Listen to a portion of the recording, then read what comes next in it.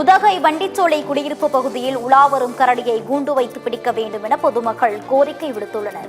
நீலகிரி மாவட்டம் உதகை மற்றும் அதன் சுற்றுவட்டார பகுதிகளில் அண்மை காலமாக உணவு மற்றும் தண்ணீர் தேடி கரடிகள் ஊருக்குள் உலா வருவது தொடர்கதையாகியுள்ளது.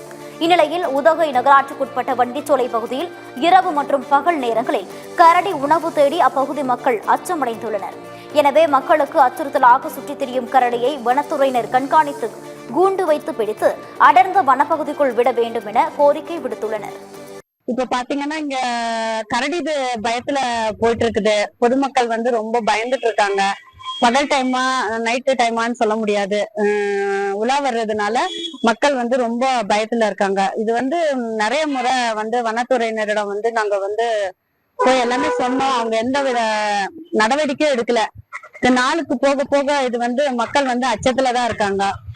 தயவு செய்து இது வனத்துறை முயற்சி எடுத்து இதுக்கு ஏதாவது ஒரு நடவடிக்கை எடுக்குமாறு நாங்க கேட்டுக்கொள்கிறோம்.